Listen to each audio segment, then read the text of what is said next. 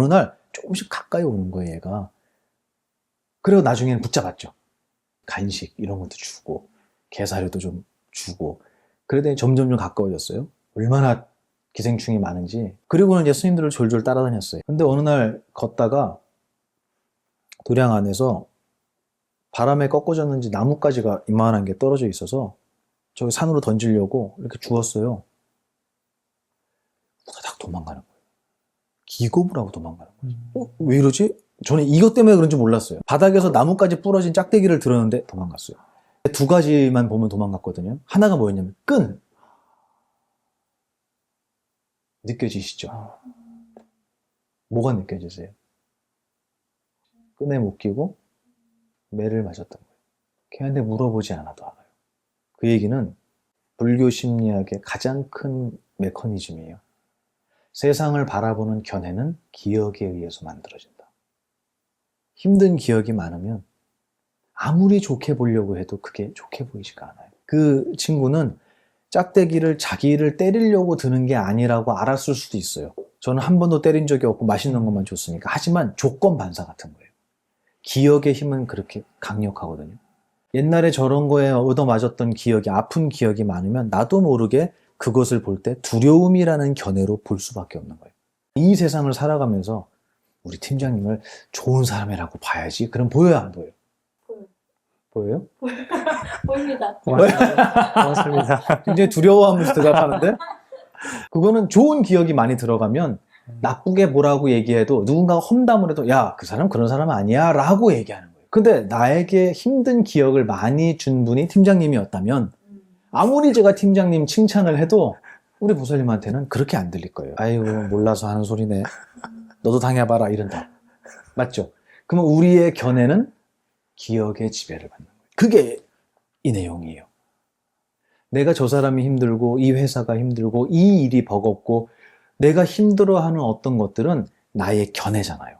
난 저거 힘들다고 생각해. 나에겐 이게 힘들게 느껴져. 라고 하는 거는 내 견해인데 견해는 무엇 때문에 만들어진다 그랬죠? 그렇죠. 기억 때문에 만들어지는 거예요. 그러니까 이거는 내가 잘못되거나 회사가 잘못되거나 한 게 아니라 자연스러운 일이에요. 이거. 자연스러운 일이에요. 요즘은 그 자제분들이 집안에 하나 아니면 둘이잖아요. 특히 이제 외동으로 크거나 막내로 큰 친구들은 요즘 부모님들의 교육법에는 그런 것들이 많이 없어졌어요. 애들을 훈계하거나 다그치는 게 잘못된 교육이라는 인식이 좀 있는 것 같아요. 물론 근거 없이 하면 잘못된 거지만 저는 그것도 교육의 하나의 방법이라고 생각해요. 이건 틀렸다라는 건 저는 없다고 봐요. 근데 그런 교육을 안 받아본 친구들이 군대에 와서 너무 힘들어하는 거예요. 내가 왜 저 사람 말을 들어야 되지? 그러면 그 친구에게 군대는 어떤 곳일까요? 지옥이죠. 부조리 투성이고요. 여기는 인간의 집단이라고 할 수 없는 이상한 곳인 거예요. 근데 정말 그럴까요? 저는 안 그랬어요. 저는 너무 좋았어요. 제 동생도 스님인데요. 해인사 출가하셨거든요. 17살에 출가했다가 나중에 군대를 갔어요. 군대 안 힘들었냐니까 캠핑 온 것 같았대요. 너무 좋았대요. 뭐가 제일 좋았냐니까 밥을 3끼 주더라고요. 그러는 거예요.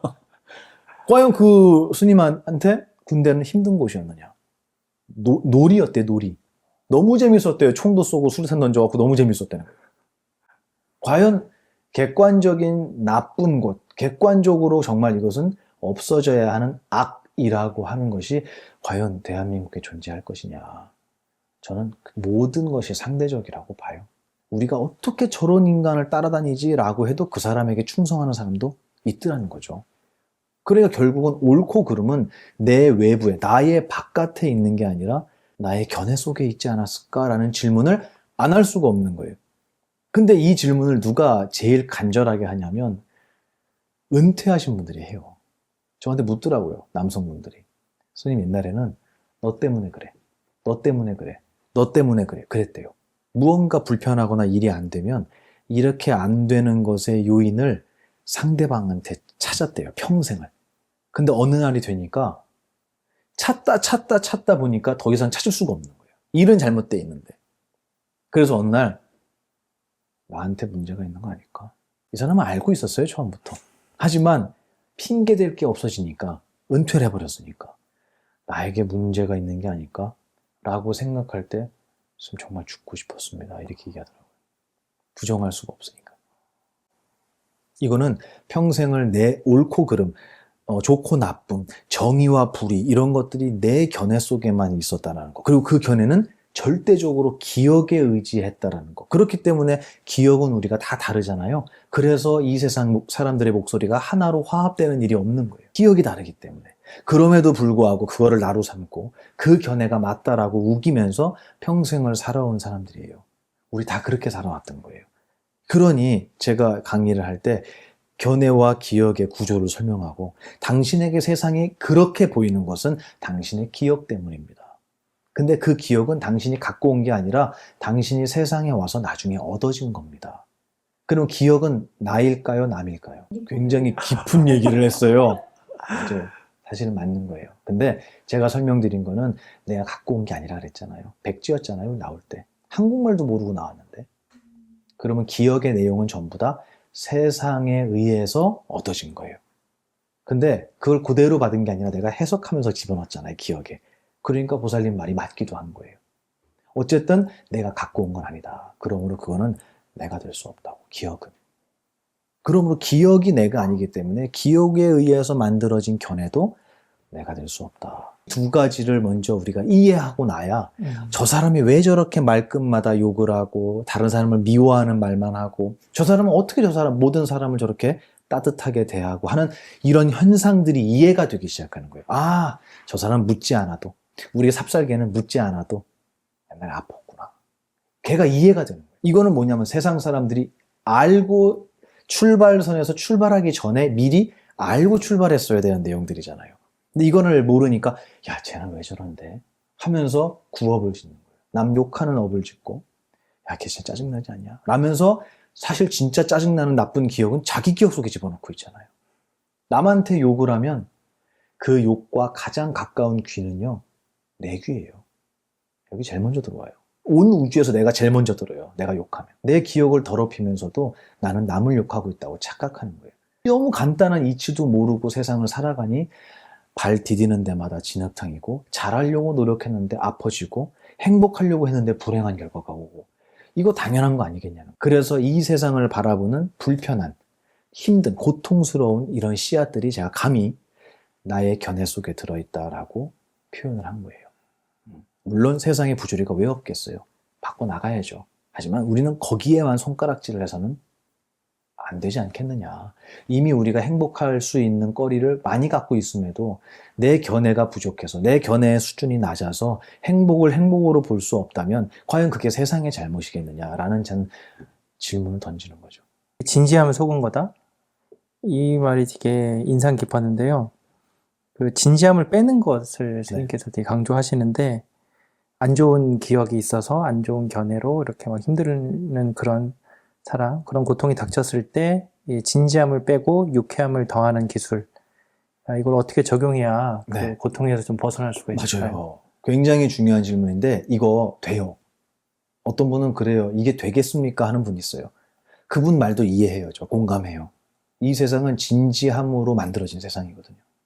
근데 됩니다. 제가 왜 이렇게 확신을 하냐면 우리 스님들한테서 확인했어요. 절에 제가 불 났다고 얘기했잖아요. 네. 그죠? 네. 불이 났는데 창고 하나가 탔어요. 그래서 제가 다 끄고 나서 꽤 큰 불이었어요. 저희 큰 스님께 스님 죄송합니다. 그리고 제가 말씀을 드렸어요. 제가 관리를 잘 못했습니다. 그랬더니 불을 끌 때는 불이 났어요. 그럼 불을 끌 때 뭐가 필요하죠?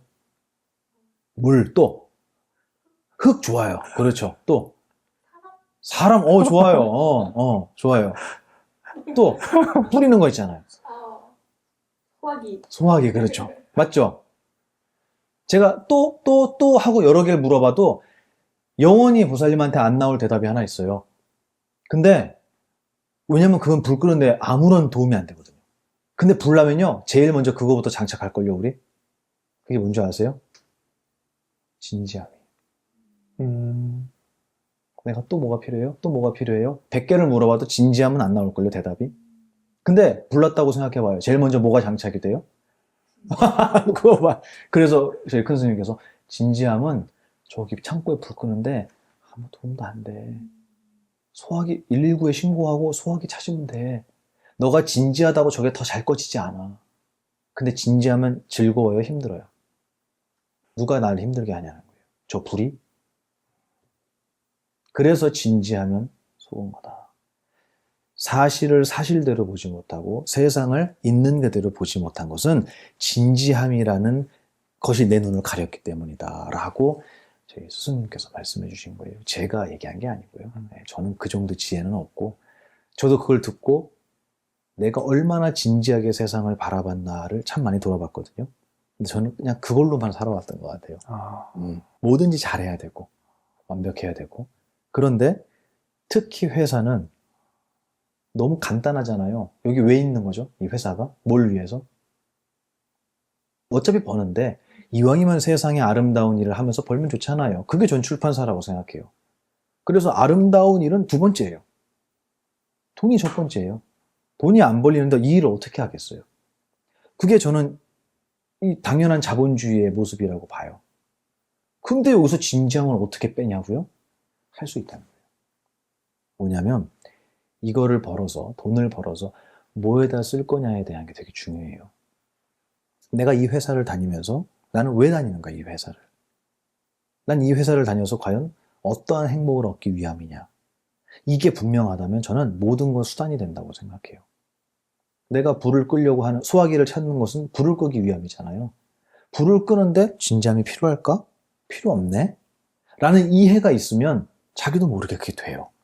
그래서 저희 스님들은 회의할 때, 저희 회의를 정말 많이 하는데 회의를 할 때 제 그 동생 스님이 그래요. 회의를 1시간, 2시간을 하는데 나중에 이래요. 그래서 왜요? 그러니까 다들 개그 칠 생각만 하지 진지하게 하는 사람이 아무도 없다는 거예요. 정말 그 얘기를 해요. 진짜요? 다들 장난칠 생각만 하고 말장난할 생각만 하지 아무도 진지하지가 않다는 거예요. 그래도 회의는 돼요. 돼요. 자주 하시는 거 아니에요? 자주 해요, 자주 해요. 그러니까 그게 회의하자 그러면 또 회의하가 아니라 그냥 차 마시면서 노는 거예요. 이게 어떻게 하면 될까요? 그게 이거보다 이게 낫지 않겠어요? 그러면서 거기서 말도 안 되는 장난을 쳐요. 그래도 회의는 진행되고, 그래도 결론은 나고, 그래도 돈은 벌 수 있어요. 할 수 있어요. 우리는 의견을 모아서 한 방향으로 가는 거에 있어서 진지함은 사실 아무리 짜게도 쓸모가 없는 건데 장착을 제일 먼저 하는 거예요. 마치 불 끌 때 진지해지는 거죠. 그래서 저는 규모가 큰 회사야 이게 바뀌려면 모두가 이런 것을 공부해야 되잖아요. 정말 어렵거든요. 그래서 저는 이거를 가정에서부터 시작하자고 얘기해요. 가족 구성원은 기껏해야 3~4명이잖아요. 이 가족 구성원들이 먼저 얘기하는 거예요. 우리 이 강의를 들어보니까 진지함은 아무 도움이 안 돼. 맞아요. 그러고 보니까 아버지가 말씀하실 때 항상 내가 진지하게 그거를 심각하게 받아들이니까 항상 인상을 쓰고 아버지한테 막말을 했던 것 같아요. 야, 우리 진지하지 않게 얘기해보자. 그리고 일부러 더 농담하는 거예요. 저는 이 문화가 이 세상에 퍼지는 것은 가능성이 정말 희박하다고 생각해요. 왜냐하면 이 세상은 진지한 사람이 훨씬 많거든요. 그렇다고 안 할 거냐라고 저는 물어봐요. 힘들다고 안 할 거냐고. 저는 나부터 하겠다. 그래서 어떤 분이 저한테 인터뷰할 때 그래요. 스님은 강의를 하시는 거 보면은 스님의 권위 이런 걸 찾아볼 수가 없대요. 농담으로 그래요. 나한테서 권위를 빼면 지금하고 똑같다 그랬어. 권위가 0이기 때문에. 하나도 없어요. 0이에요. 진짜. 근데 이게 어떤 분들은 그렇게 보시는 거예요. 스님이 너무 가볍다. 그게 제가 바꾸고 싶은 부분이에요. 저 무겁게 하려면 얼마든지 할 수 있어요. 가벼워서 가벼운 게 아니라 가볍게 하기 위해서 가벼운 거예요. 무겁게 하려면 얼마든지 할 수 있어요. 다 갖고 있어요. 그래서 무거워야 할 자리는 얼마든지 무겁게 할 수 있어요. 하지만 무거워야 할 필요가 없는 자리, 무거워서는 안 되는 자리에선 한없이 가벼워야 된다고 봐요. 저는 그걸 다 할 줄 아는 가장 자유로운 분들이 출가자라고 생각해요. 근데 저는 가끔 사찰에서 음악회 하잖아요. 음악회 하면 막 앞에서 트로트 가수도 있고 막 요즘에는 트로트가 아이돌도 오고 막 그러잖아요. 네네. 다 뒤에서 춤추고 난리가 나요. 근데 스님들은 이렇게 앉아있어요. 이게 맞을까? 스님들이 제일 먼저 일어나서 춤추면 안 될까? 그렇다고 저 위의가 없고 공부의 수준이 낮고 깨달음의 깊이가 낮은 스님이라고 사람들이 손가락질할까요? 전 그렇게 생각 안 합니다. 자유로운 모습을 보여주는 게 저희 스님들이라고 생각을 해서 저는 그런 모습을 보여주고 가족에서부터 진지함을 빼는 훈련, 연습을 시작하자. 저는 그게 어떻게 보면 책에서 아, 중점적으로 무게를 다루고 싶은 거예요.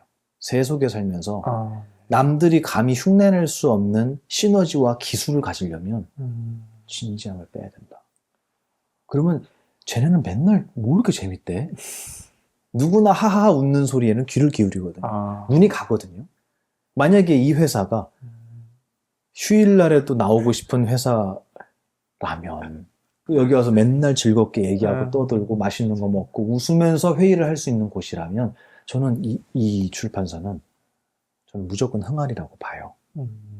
저는 그게 부처님의 제자였던 승가의 모습이 아니었을까. 진지하고 엄숙함만 있지 않았을 거라고 저는 생각해요. 훨씬 재밌었을 거라고 믿어요. 그게 제가 말씀드리고 싶은 진지함을 빼는 거. 모두가 출가하지 않아도 할 수 있는 세속에서의 수행이다.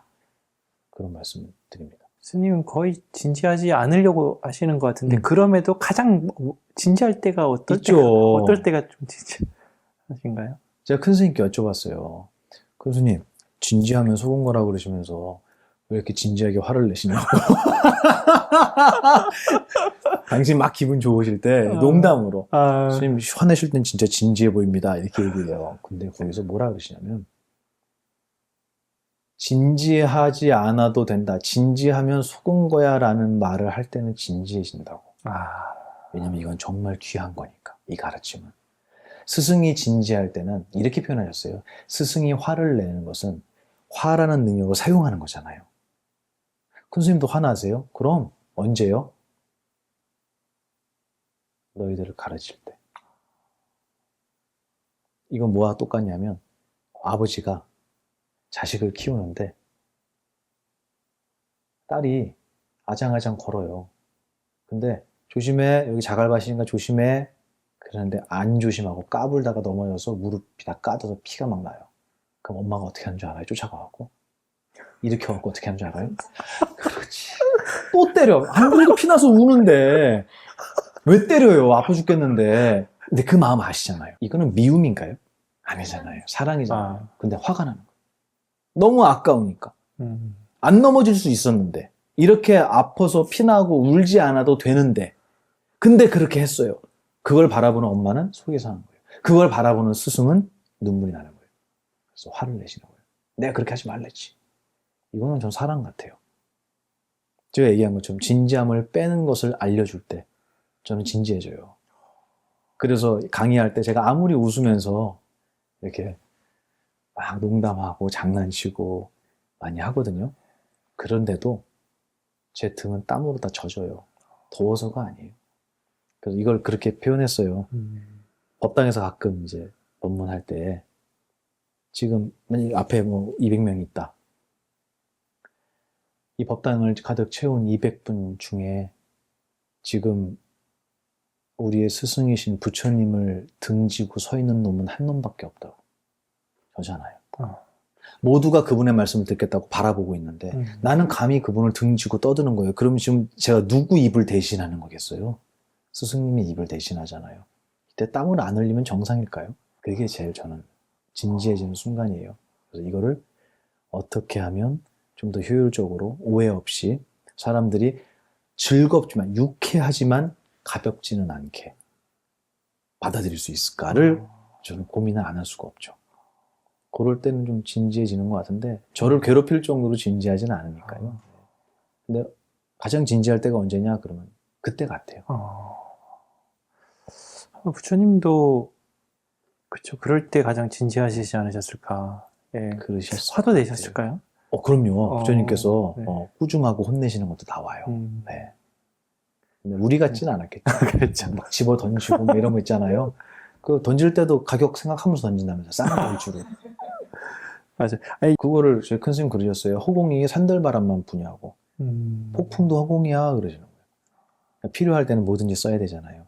그래서 제가 세속에서 이 가르침은 세속에서도 반드시 배워야 된다. 스님들보다 그거를 써먹어야 할 일이 더 많거든요. 그래서 모두가 배우고 출발하자. 그거를 제가 불교심리학 책에서는 이렇게 표현했어요.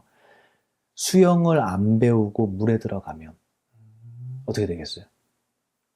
오, 근데 수영을 배우고 물에 들어가면 물놀이지. 사는 정도가 아니라 놀이가 되는 거예요. 단순히 배웠냐 안 배웠냐, 아냐 모르냐에 따라서 놀이가 되기도 하고 죽음이 되기도 하는 거잖아요. 저는 이것도 마찬가지라고 생각해요. 우리의 삶도 정말 눈 밝은 스승님들이 세상에 많아서 이제 사회로 나아가는 청소년들에게 야, 이 세상에 있는 거는 가질 수 있는 게 없어. 단순히 네 옆에 잠깐 스쳤다가 사라지는 것들이야. 너가 정말로 이 세상에 욕심내야 될 거는 색깔, 소리, 냄새, 맛에 욕심 부리는 게 아니라 이 세상이 아름다운 세상, 모두가 행복할 수 있는 세상을 만들어가는 보이지 않는 가치에 넌 욕심을 내야 되지 않겠어? 제가 그래요. 저희 절에 오는 고등학생한테 그랬어요. 야, 대흉군만 키우지 말고 좀 교양 좀 키워봐라. 제가 그랬어요. 대흉군 이거 맨날 운동해갖고 만져보래요 저한테 고등학생이. 선생님 저 어저께 몇 개 뭐 200개를 했대나 뭐 몇 개를 했대요. 대흉군만 키우지 말고 좀 교양을 좀 키워봐. 제가 그랬어요. 이게 농담이 아니라 보이지 않는 것에 대한 가치를 두는 것이 저는 교양이 있는 사람들이고 지혜로운 사람들이라고 생각해요. 그리고 갈수록 보이는 것에 가치를 둔다라는 것은 저는 후퇴한다. 퇴보하고 있는 거 아닌가? 라는 생각도 감히 합니다. 물론 물질도 필요하겠지만 이게 발달할수록 더 깊어져야 하는 것이 보이지 않는 정신적인 가치라고 생각해요. 저는 많은 사람들이 이 부처님의 가르침이 상식이 되는 나라를 꿈꿔요. 누가 이 얘기를 듣고 어떤 스님이 피식하고 콧방귀를 뀌시더라고요. 너무 큰 꿈을 갖고 있다고. 근데 저는 가능하리라고 봅니다. 몰라서 그랬을 뿐이지 누구라도 연기법을 듣고 생멸법을 듣고 상직법을 듣고 부처님의 가르침을 들으면 부정할 수 없잖아요. 그리고 그 눈으로 세상을 바라볼 때 우리 모두가 진지하지 않고 화라는 것을 정말 장난감처럼 쓸 수 있는 그런 날이, 그런 대한민국이 오지 않을까. 근데 집을 질 때 망치 하나로 못 짓듯이 이 세상을 바꾸어 나가는 데 있어서 화라는 연장 하나 갖고 바꿀 수가 없거든요. 화를 낸다고 세상이 바뀌진 않거든요. 근데 우리는 연장이 하나밖에 없었던 것 같아요. 이런 연장을 수없이 알려주신 분이 저는 석가모니 부처님이 아니셨을까라고 생각을 해서 이 이야기가 종교의 영역을 넘어서서 많은 분들에게 삶에 정말 소중한, 유용한 기술이자 노하우로 작동을 했으면 좋겠다. 이런 바람을 가지고 있습니다. 오늘 초대해 주셔서 감사했습니다.